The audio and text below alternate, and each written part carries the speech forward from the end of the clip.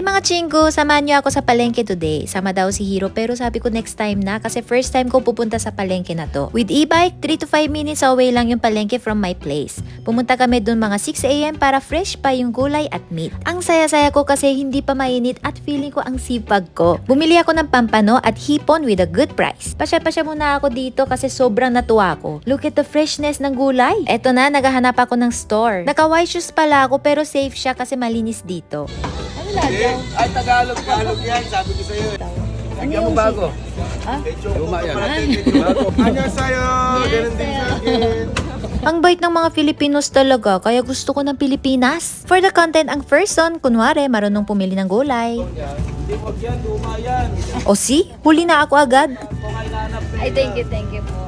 Ilocano, sample nga. Nagpintas. Nagpintas? Ano yan? Nagpintas ako.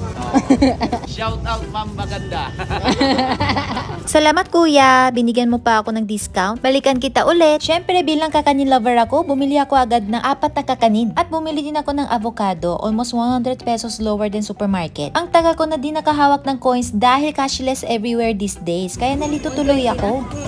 Medyo mabigat na yung e-bike dahil sa binili ko, gewang-gewang na mi. Tuwang-tuwa ako finally nahanap ko na yung plunger. Alam na, sino matakaw lagi. Since maaga pa, bumili din ako ng pandesal at buko juice. Sa Makati, 50 peso yung buko juice. Magkano sa inyo mga chinggo? Saan pwede bumili ng scooper ng ganito? Gusto ko bumili, super convenient. Ayan, nakabalik na ako sa kondo, malinis pa yung sapatos ko.